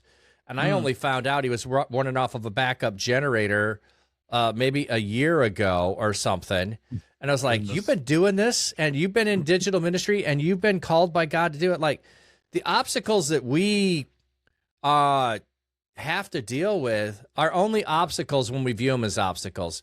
When it's just an everyday occurrence that, yeah, I got a backup generator. Yeah, I work off a battery. Yeah, I do this. It's just ministry then. It's not an obstacle. It's that important to you. And that's what I'd say about him. It's that important to him. He's going to do whatever it takes for him to continue to minister to others. That's awesome. That's a neat story. And again, we and to overcome the limitations to do what you feel God's called you to is that's awesome. Yeah. I also feel like, I don't know if you feel this way, there's a part of me that, before COVID, I wasn't planning on going into digital ministry, and now I don't plan on leaving it.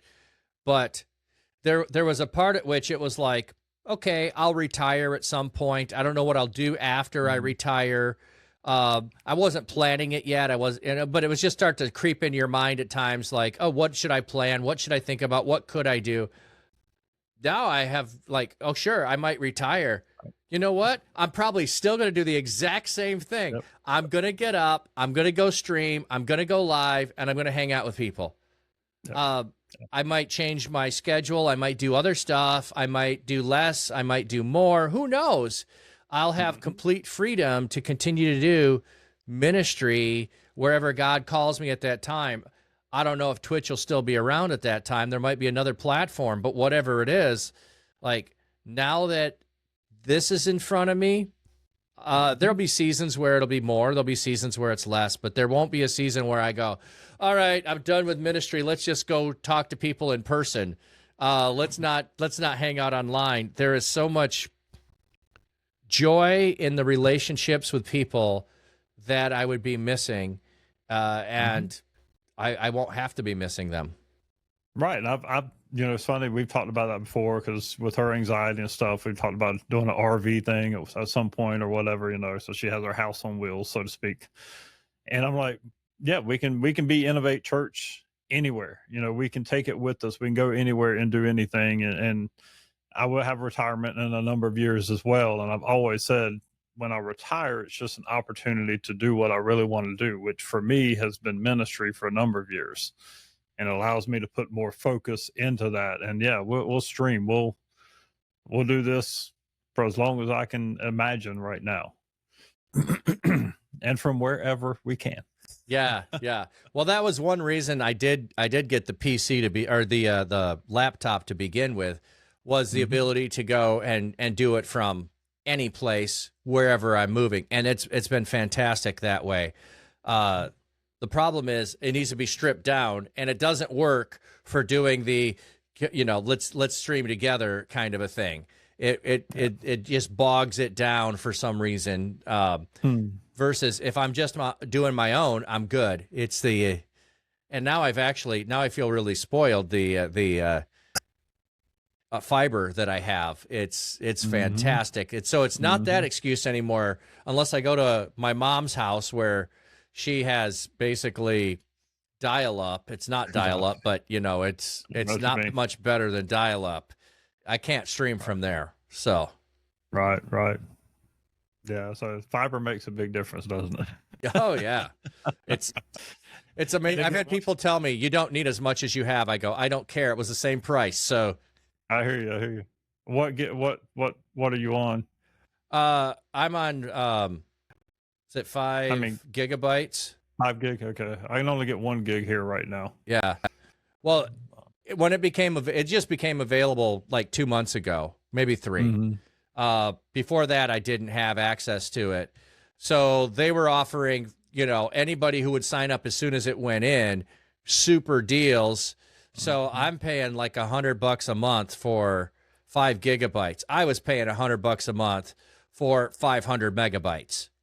So I have 10 times as much now for fiber as I had before. So yeah, right. Funky. I love my fiber. I was there when it was 14 4K.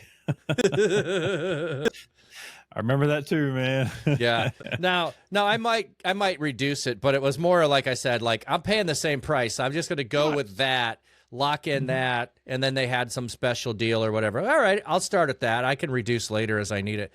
A lot of people are telling me 1 is plenty. You don't really need more than 1. But I also have my wife upstairs who is in business meetings, and I can't be taking her bandwidth. So I need to reserve a whole gigabyte for her. She won't use half of it, but yeah. I mean, when we were on cable with basic broadband, we were doing fine with her doing whatever she wanted to do. I was doing whatever I wanted to do. Never had an issue. The only issue I ever had was uploading, and I wasn't streaming at the time. So I was always uploading my videos, and it would take 10, 15 minutes for a sermon video, to get uploaded, where now it's just a couple minutes and it's done, Oh yeah. Well, the upload speed is amazing on fiber because it's the same up as down. DSL is not, but the fiber is given that to you. But you say the upload speed, oh my goodness, that reminds me when I lived in South Dakota and we had satellite internet. And you would if you were going to upload something, you started it after dinner and you prayed it was done by morning. I did it all the time. Like, oh, I certainly hope that this makes it. And then it would have like at 3 a.m. some buffering problem and you'd lose the whole thing and have to start over again and try to upload again. Oh, that was also in the early days where you weren't uploading hours of stuff. I think you had 30-minute limit is what the uploads you could do were 30 minutes, and you were only allowed 30 minutes a week kind of a thing. Right. So, right. I remember playing COD being one of them, I do believe, or it may have been Return to Wolfenstein, whatever, and shooting in front of my target because I knew my ping was so low or so high. Oh yeah. That I had to plan the shot ahead. That's hilarious. That's how bad internet was, Yeah, you're leading the. Yeah. Yep. Oh, that's awesome. So you said first person shooters are what you play. So part of what I ask is I talk to people about games. So are you currently playing any FPS? Or what's your favorite? So the only game I've stuck with for the past few years is PUBG, and my wife had some young guys they used to live behind us, and they were like really little guys. Now they're like one of them's 20 and the other one's like 16. And they had come over and wanted to play, and so I was like, okay, I'll try it out, And I tried Fortnite, I wasn't a big Fortnite fan, but pub on the tablet, on the iPad, is how I have played mostly. Okay. And then I did put it on the PC, and I did come down here and try to play some. And of course, it's almost like learning to play again, where I'm very horrible, and take me 10 games to get a single kill, kind of horrible, you know. And whenever it's like that, you don't really want to continue on. Oh, you know, yeah. You don't want to put in the effort. Whenever I know I can go up there, get on the tablet and kill, 10, 15 people, whatever, Yeah.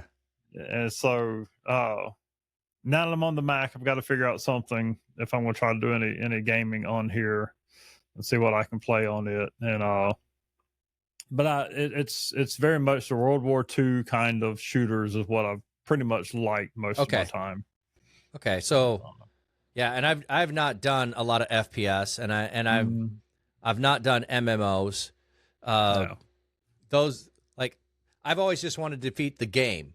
I didn't care about anybody else. I just want to get to the end of the game. I want to enjoy the game. That's for me what it is. But I understand the whole genre of other people wanting to play with other people, of being teammates, of being camaraderie. I had all of that when I was doing sports. I wasn't looking for that when I was doing video games. But if you're growing up with video games that have it, I could see the draw to definitely jump in and to be a part of it. So yeah, I got into streaming games, not streaming on Twitch, but playing multiplayer games back in Call of Duty 3, I think it was, before Modern Warfare, and met community there. Was really the first real internet community I'd gotten into, and met some other Christians. Gamers for God was one of the clans, and was very involved with them too, and so. That was, I used to enjoy it, but it's funny. It's like now I get on pub and I don't want to hear anybody else. I don't want to talk to anybody else because I want to hear what's going on around me. Yeah. And unless you're on a team, and I really don't care to team up either. I like doing 1-on-4 on the iPad. Oh, okay. Because it takes you so long to get into a 1-on-1 or get into an all-for-one, whatever. It's much easier to get in as a one person versus a 4-person team with no other people with me, just me versus the other 4. Yeah, it's hard, and I rarely win, but I get in a game one after the other, no problem. And I'd rather get in and get killed than sit there and watch it try to load for 3, 4, 5 minutes. Oh yeah. If you're sitting there waiting for a game instead of being able to play a game, that makes sense. Yeah. Well, and I would think being a 1-on-4, your skills are going to continually get better instead of relying on teammates to carry. Interesting. Yeah, it's interesting. You have to be, and sometimes I'm not as smart as I'd like to be. Sneaky kill, move somewhere. Sometimes I get a little too stationary, but it's all good. Yeah. That sneaky kill. That sounds more like my speed instead of running around. That kind of a thing. I'd rather just be stationary.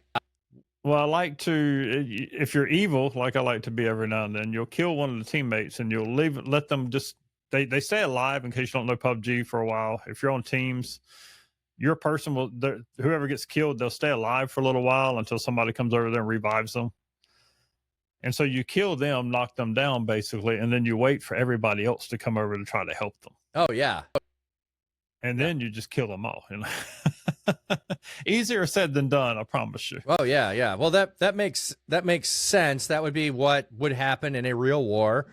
Is you have someone down, people are going to try to rescue them out, and then you can pick them off when that happens. So, Amy said that's so mean. That's so mean. It's a tactic. Yes. But yeah, so I mean, I love gaming. It's just time, Oh, yeah. and you only have so much time to do things. I look back now and I remember coming in from work and spending hours upon hours playing COD on the computer and to bedtime, basically. Oh yeah. And the wife will watch whatever she wanted to on whatever TV, whatever. And we're not like that anymore, of course, and let alone that, it's just. Oh yeah. Well, like I say, not zoning out for that long. Yeah, there is that level of at times, the that consideration of, am I spending too much time in the things that I'm doing that takes me away from other people that I want to spend time with?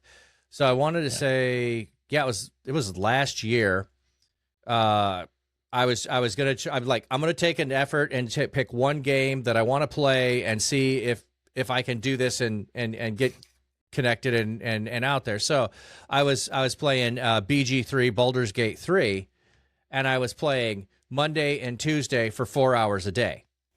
And then on top of that, my kids wanted to play with me, so we were playing on Sunday nights for a couple of hours. And I felt really guilty on Sundays playing because, like, my wife is like, don't ever feel guilty of spending time with your kids because you're not spending time with me. I was like, oh, that was a great revelation. That if my kids want to play video games with me, it's worth the time to play with them, even if the next 2 days I'm playing for other reasons. And then my boys said to my daughter and I, hey, we're tired of playing with you two because I want to explore everything and she wants to accomplish everything. And they want to get to the end of the game because they've already beat it. They just want to play through again. So they're running ahead and doing stuff, and they're like, no. There's a shovel over there worth at least 1 silver. I'm not leaving that behind. I'm going to go collect it. And they're like, this is we've had enough. So we quit playing, and then a little bit after that, I'm like, this effort to make a go of me gaming is not going where I hoped it would. Okay, it was a good test run. Let's try something else. And we're back to that, experimenting thing. Now you talk about my wife and being involved in ministry. Yeah. She ministers in her own way. Yeah. And so she plays Roblox. I can't stand Roblox, by the way. Sorry. But we had the two little guys, again, they lived on the road behind us. She used to babysit them, and when she babysat them, they got her into playing Roblox. And so even today, she will spend time on Roblox with them and their friends. Awesome. And they know her faith, and she's been trying to share her faith with them. In fact, those two little guys, we've been trying to get them to come over here on Saturdays, and we've been doing alpha with them. Yeah. And they're very young. They're not the most interested in it, but they will give us 30, 45 minutes to do that as long as we feed them while they're here. They're good. But she is constantly trying to be the witness and the example to those young guys and their friends. And so, again, she ministers to them, as well as we've got a lady in our church as well. They talk all the time as well, who is also homebound. She's got some other invisible illness issues. And so that's, God brought that lady into my wife's life and brought my wife into her life, whatever, in our church life. And so she does help minister in some ways. And sometimes I forget to say, what she actually does. And she's a stream help because she's not in the streams with me, or she's not doing things on church, stuff like that. But she's still doing her own thing. And even on the game side, playing a game and we used to play PUBG, all 4 of us together at one point. And that was kind of fun. But she won't play with me very much now. She tried to get back into it, but anyway, so even in Roblox, that was her connection with those guys, and she was going to do it. Yeah. Even if she wasn't into the game, she was going to be on there with them. Yeah, that's very cool. And you bring up a good thing there, point there too, that I don't know if we've made it in any of the podcasts I've done so far. Which is why you need to stay to the end to get the goodies, Right. is we're talking, or I'm talking to people who are on Twitch, who are Twitch streamers and gamers, or they're on Twitch, whatever it is, and they're doing ministry in a digital space, reaching gamers. You don't have to be a Twitch streamer to do that. You can just go into the games where you can play with other people, and you can be salt and light, playing with other people with nobody else watching. You can just go into a game, play the game, be Christ in the game to other people, come alongside and love them, and do exactly what we're talking about, but you don't have to do it in front of everybody else. You don't have to do it on Twitch. You just do it inside the game. You can do all of these exact same things we've been talking about, but just in a closed environment where nobody's watching it. That's wonderful to hear that's what your wife's doing. Right. And then I would also include, hey, if you are on Twitch and you don't always have to be the person doing the streaming. True. You can be a huge, invaluable resource being in the comment section with people, being in the chat with people. Oh, yeah. And supporting the streamer as well as those in that stream community as well. Yeah. Yeah. We've talked about those aspects a few times, I think, about the value of what you bring to the body of Christ isn't just for the streamer, the same way it's not just for the pastor up front. You need all the other parts of the body, and in Twitch, we need all the parts of the body to show up in the community too.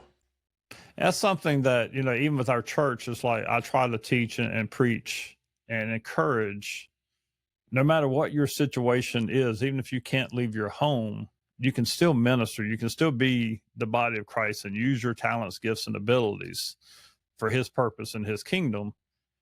Whether it's in chat, whether it's being the person on stream or writing notes or poems or whatever, whatever creative thing, whatever your passion is, you can still use it for the Lord. And I think a lot of times we think and we limit it to certain areas. Yeah. Like even in church, you can only pastor, you can take care of kids church, right?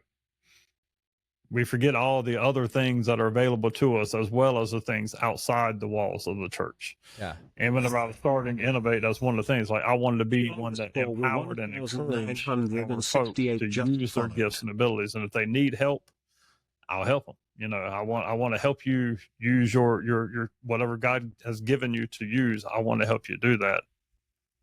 And so I kind of keep trying to preach that. Yeah. Some of them still kind of think they're too limited. Well, we're working on them. Yeah, there's a lot of, I think the church has maybe not done the best of in regards to that. And some of that would be things along the lines of, okay, you're this, now we'll elevate you to something bigger, more important, and you move past that initial thing, which makes that initial thing then less than. So if the first thing we let you do is be a greeter, oh, and now we'll let you be an usher. Oh, now we'll let you make coffee. Now we'll let you do announcements. Everything looks like a hierarchy of moving up the ladder, when really what it should be is, you're an introvert. Okay, let's not have you be a greeter. You're very studious and you're very compassionate. Maybe you're not outgoing, but you're going to sense people who are having an off day when they come in. Oh, yeah. We need you as a greeter, or we need you doing coffee. So when they come over, you can take them aside more privately and have that conversation. It's like, we kind of like say, no, here's the top and everything leads up to the top. So you need to get more involved. You need to be doing these things. And I don't think we did it intentionally. I think it's just happened because we haven't intentionally done it differently. Right. Which was my motto whenever we started out with Innovate Church, was doing church differently. Yeah. That was the goal anyway, which we are. You absolutely are doing church differently. And I tell my wife very often, I'm like, I wrestle with what we do, because I kind of feel like we're kind of somewhat traditional in some things we do as well, with the music and all that good stuff, but she's like, but we're where other churches aren't. We're doing things and reaching people in ways that other churches aren't. I'm like, yeah, you're right. Sometimes I have to have the Holy Spirit speak to me through her too. Oh yeah. Well, yes, you definitely need to listen there. I say it often. He speaks to her more than he does, or more clearly through her. Yeah. More clearly. Yes. Yeah. Yeah. Alas, Amy, whenever we get a compliment, there's an opportunity to bring God's goodness into the conversation. Jesus made us what we were not. Oh, yeah, absolutely. Hello, it's me, Belle. Hey, I said that in. Right? Hello, trainer. I don't know what trainer means, but Wednesday church too, please. And thanks, Pastor G. Yeah. All right. Well, anything we haven't talked about that you would like to bring up or think about? I've talked a whole lot. Let's get Ukulele's comment there. As a creator, wrestling with what you are and are not is good. not to try to change, but to know what God will use your unique balance of traits and gifts to reach certain people. Right. And that's the whole idea of being yourself as well. And I love that's a big part about Twitch is most of us are on here being authentic, being our real selves, not trying to put up a front. Yeah. It's like, even with my workout streams, it's like, I'm not trying to be a bodybuilder or anything. I'm an old man working out. Come join me if you want to hear what I want to talk about or work out with me, whatever, this is what you get. So. Well, I'll tell you what, that may not be what works the best on every platform, but that is exactly what Twitch is being authentic about who you are, and drawing in, and there's lots of different ways to be authentic, but it's not, I've got to create this stage presence and go in front of the camera kind of a thing like you would think of a TV show or a movie, but instead it is coming as your authentic self and bringing that to people. I think it really resonates. Right. Well then, is there anything, so you've talked about a few things you're innovating and looking at. Is there anything that you are anticipating doing this year that you're looking forward to that we haven't talked about? I don't really have anything in mind. We are going to have a little physical gathering with my church this week, but that's just, we've got a number of us that are local, but other than that, as far as on Twitch and all that, I mean, I'm just trying to be who I am, reach who I can, and be an encourager. I mean, and that's my heart there for sure, is always trying to be an encourager of others. I see a lot of people wrestling with a lot of things today. Yeah. And even in those that are in the faith and wrestling with acceptance by God and be pleased with them and so many other things. But the game just followed. And I just try to be an encourager for those folks for sure. And again, I mean, who knows? I might be, and that's why I changed my name to Pastor GTV, because you never know what I might end up putting on here at some point. Okay. I don't want to be locked into anything. It won't always be workouts, although I will continue to work out. But I'll come on here and do some other things in the future for sure. Like we talked about, some IRL stuff at some point or another, I would love to try and do. But those would always be short streams as well. Like we talked about, maybe 20, 30-minute walk, something of that nature. But my heart is just to be on here as much as I can and share my life and share Christ with others. And so. Well, I really appreciate that. The Church Digital, where we have a thing at 10:02. We're praying for workers for the harvest, because that's what Jesus told us in Luke 10:02. I know we usually say 2, but we like saying Luke 10:02. The harvest is plentiful and the workers are few. So pray for God of the harvest to send out workers. Well, the mission field, the harvest is plentiful in Twitch and in digital spaces. And so we are praying for more people. So I am so appreciative of friends that I've made in this space that are trying to do that, because you're going to reach people I'm not ever going to reach. You're on at different times than I'm on. We encourage each other. We're together. Oh, we're getting a few more people popping in here. Samus, hey, welcome in. And we just had a new follow, the Born Again Gamer, coming in. Yeah. So, like, I have 3 channels. People don't follow all of them. They all of a sudden go, wait, I haven't followed that one. That's all right. It's all good. Yep.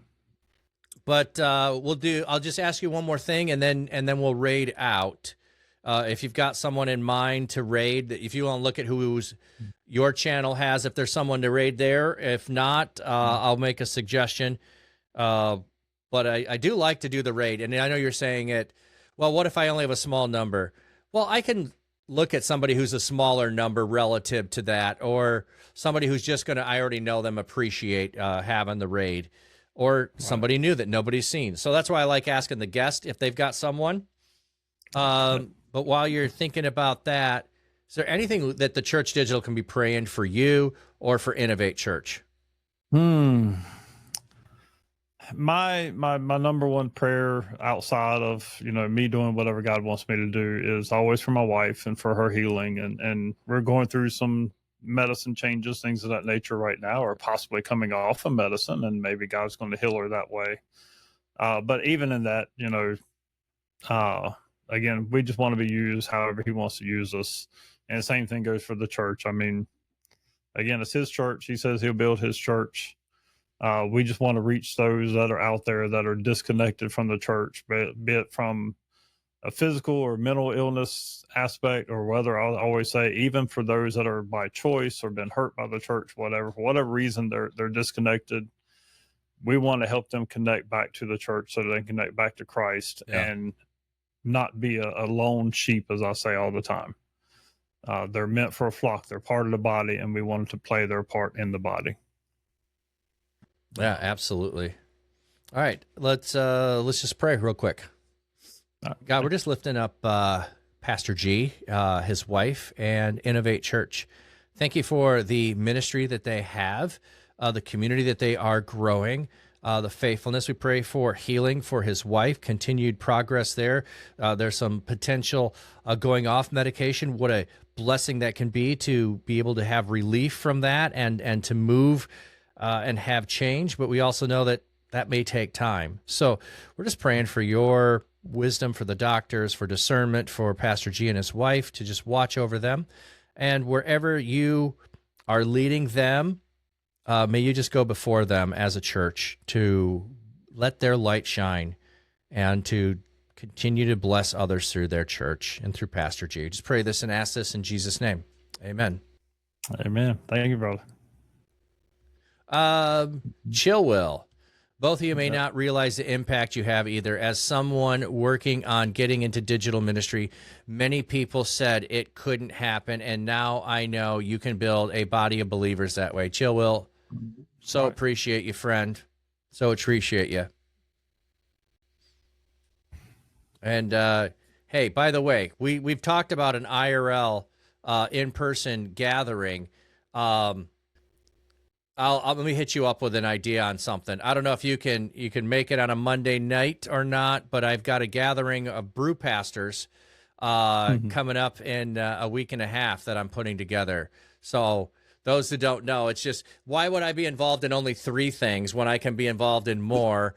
So brew pastors started out in Ohio. I am the first brew pastor in Michigan, and brew pastors are switching and shifting this year. So it's primarily been in breweries and bars, and it was never about the drinking. It was just meeting people where they are. And now we're moving into coffee houses too. So it's love God, love people, love God, love people, have a beverage together. So that's all it is going and being present, like we've been talking about, in a physical space instead of doing it digitally. So I'll be doing that over here in Muskegon, Chill Will, on the Monday, the 14th. If it's the 14th, I don't know what the date is. I think it's 14. Whatever Monday is in 2 weeks. If you can make it, let me know. I'll message you too. But I'm just sharing it because somebody watching may be here lurking in Michigan and doesn't know about it. So we'll go with that. Did you find someone we could go raid? I don't have anybody myself right now, but okay. I don't know if anybody in the chat might, if you have any ideas. I was scrolling through who I've got a couple of different ones that we could go to. Let me just refresh this to make sure, because I know sometimes when I do that, I'll click on a person and then it won't actually be live. Right. So I'll just update that, refresh.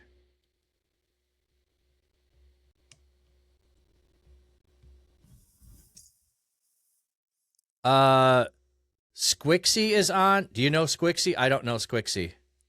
I don't know Squixie. No. All I see. I'm usually up for, finding new streamers. But it's usually when I'm on my own stream. Here I'm trying to support streamers that are already within the community with a raid. So I see Deucen's on He's an option, of course. Yeah, I can say looking a little bit smaller. And that's what I'm trying to do as well, and I'm not really seeing anyone. Wordy Girl is on, and so is Maddie Rose, and I'm watching you people. Okay. So do you know any of them? Yeah, I know. I'm watching you and Wordy Girl. Okay. Not like really no, you know what I mean? But Yeah. we're all in various discords and all that together. Oh, yeah. Okay. Well, let's go over to I'm watching you people then. All right. You driving? Well, you'll need to raid yourself too. Okay. Because we're both on separate streams, so you'll need to also do your own raid, as well as I will do my raid. So then we'll both go over there. I'm trying to remember, do I have raid commands? I think I did. Yes, I did. Let me pull up my own stream then, because I'm in the wrong person right now. Because I had to use Chrome, for this. Yeah. And I use Safari. Well, then let me delay the raid. I'll wait so we go closer to the same time. I'm getting it going. It's authenticator every time now. Oh, that doesn't sound fun. It's all right. It just takes a second, to enter the numbers every time, just it seems. Yeah. There we go. All right. You ready to raid? Once I hang on just a sec. Just a sec. Sorry. Get No my worries. Dashboard going. Stream manager. There we go. Okay. All right. Got it. Go away. Okay. Where's my chat at? I haven't been on this one in so long, so everything's popping up on me. There we go. Okay. All right. Raid. Who we raiding? I'm watching you people. Okay. Raid. I'm watching, and that's no G on watching, right? I can't remember how she spells it. Yeah, there is a G on there. Okay. You is Y-O-U or just you? Y-O-U, PPL.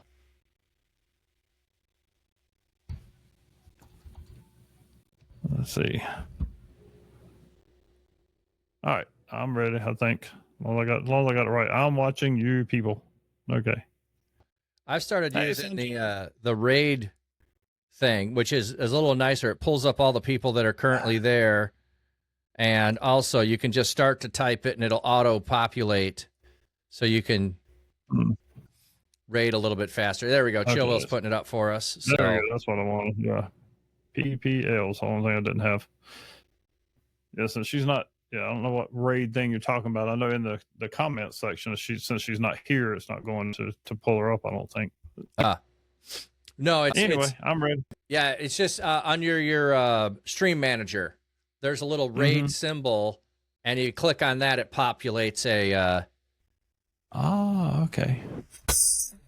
Hey. Learn something new. Happy trails to you just followed. Thank you. Hey, everybody, thanks for hanging out with us. Thanks for joining us, Pastor G. Appreciate you, friend. Absolutely. And let's just go, everybody, and bless other people. We'll do it. Podcast on Thursday.